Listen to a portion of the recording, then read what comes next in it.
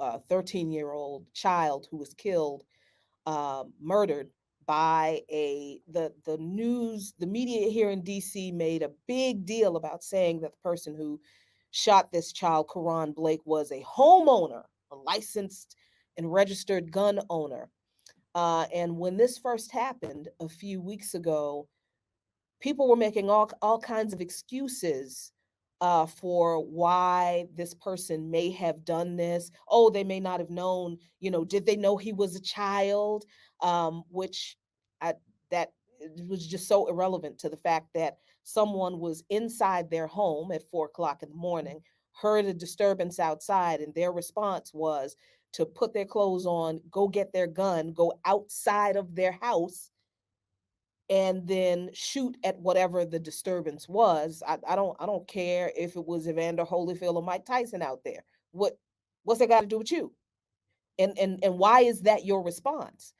But it turns out, after weeks of the Metropolitan Police Department, led by Black Chief of Police Conti, and the city government here in Washington, D.C., led by Black Democratic Mayor Muriel Bowser, making all of these excuses for why the shooter could not be identified from the beginning, because people demanded to know who this person was.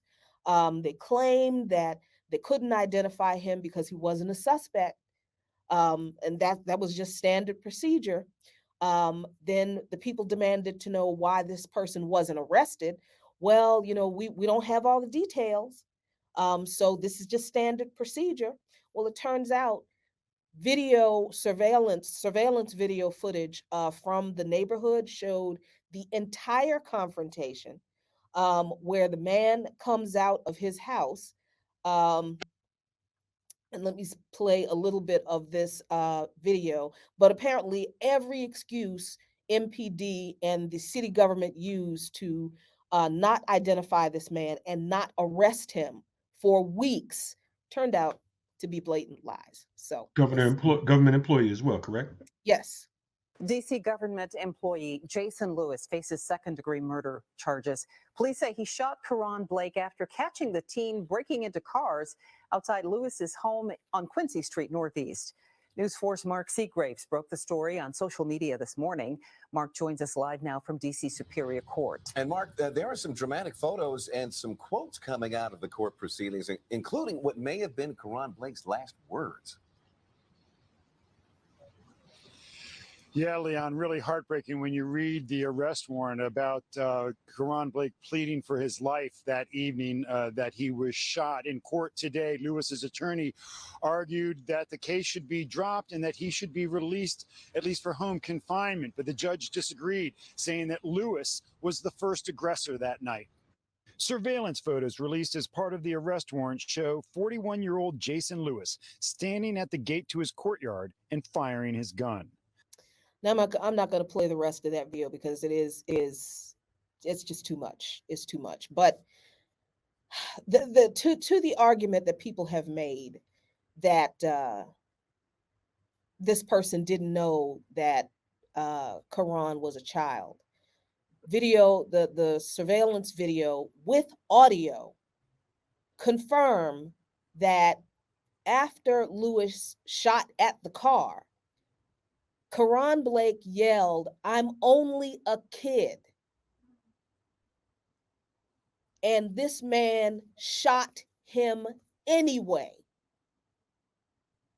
And then after being shot, this child yelled, "I'm sorry, and I am only 12," as this man was shooting at him. So listen, I got into arguments with people in my church the other night as we were having this prayer vigil about, addressing intra-community violence.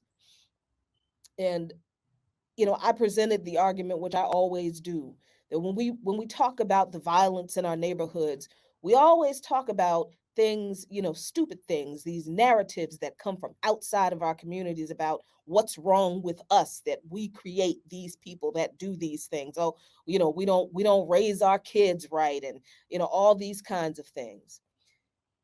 In this case, I think this is a perfect example of the issue that really is the problem that we don't ever want to face, and that is, this is what capitalism causes.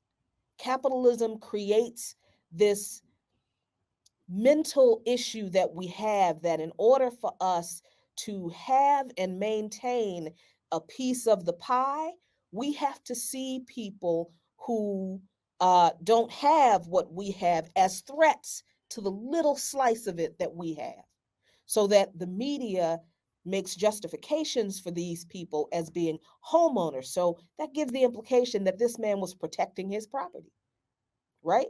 And so he was justified in doing what he did because his property was threatened. And we That's see that correct. is not true, but that does not address the issue that we are so uncomfortable with addressing. Not, and that issue is not, why do we act this way, people who kill other folks in our neighborhoods, but why are we accepting that it is all right for us to see each other as the enemy in a system that treats us all like we're the enemy? How is it that we had less sympathy for this child who was, I don't care if he actually was breaking into cars. I don't care if he was literally sitting in a car that he broke into, sitting on the glass, trying to start it up. It's a car.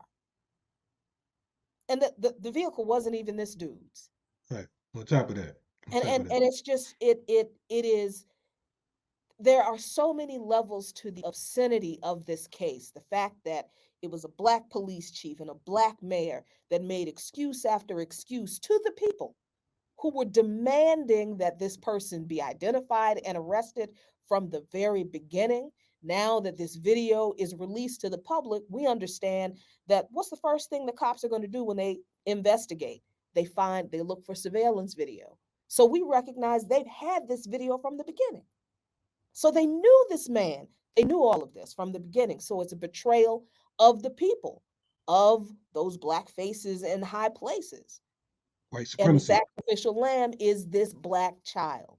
We have got to deal with capitalism and the mental contortions that we accept, that causes us to act as if the problem is not this pursuit and insane protection of property over the valuing of people's lives, especially our kids. This reminds me of the Steph Curry, Aisha Curry story we talked about earlier, when we were talking about how you don't want certain types of folks from different class sectors and financial brackets to be your neighbors. I remember we talked about this story probably a month ago, if I'm not mistaken, on the remix. And I think that one of the things was raised. Someone said, where was this boy's family and what was he doing out that time of night, morning, whatever the case was. And then it was later we found out that he was actually raised in a foster home, right? So the child had it bad out the gate, but listening to this story, man, and again, Black folks siding with this murderer, this vigilante that killed this little boy because he was breaking into, quote unquote, breaking into someone else's car. I mean, the fact that you can make excuses for the murder of this child, it is a testament as to where we are as a people, because for all practical purposes, that's some cracker shit. That's some white folk shit when they're talking about, that's what they do and all this type of stuff. And it's really confusing. So of course the police are going to murder us because we will aid the police's narrative, with the same rhetoric. So it's just, this is a sad place to be, man. Yeah, it's a sick society where again people take guns as like their first option, and they feel empowered because they got a gun on them to do things they would never do without one, right? And so I just think we go back into the history of what this country is. It's a killing, genocide of the native populations, and enslavement of Africans, and everything else is done. But it's also its culture, which it is basically dipped on everybody. And this is the culture that people operate in. That is about their individuals. They got a little something, people out to take what they got. They're not thinking about the larger community. They're not thinking about what we're doing for each other. This is again, the society that now teaches us to kill our own, in ways in which and we tell stories about it in ways in which justify and rationalize it, as opposed to us thinking through what it is that's lacking in our community. What is it that we need to bring to help support folks? But our first effort right now in America is to get to be as close as to the empire as possible, and as close to not only the political parts of the empire, but the cultural parts of the empire, to adopt that culture as our culture. And that's what does us great damage as a people. Yeah, and honestly, I am not sure if what I was told about Quran being in a group home is true. I'm not sure, but I do know one thing. He should be alive to be on punishment. If he, like most kids, because I know I did some sneaking out and some acting a fool when I was a kid. He should be alive to be on punishment for whatever he was doing out there in the middle of the night. Kids do kid stuff. He should be alive to be on punishment for that.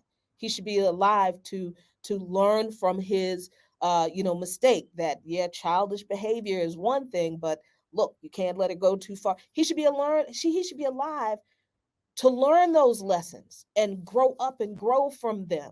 Hmm. What he did, whatever it was, whatever led him to it, I don't care what it was. I don't care what he did. I don't care if he was in the middle of doing something he had no business doing at 4 o'clock in the morning. It didn't warrant a death sentence.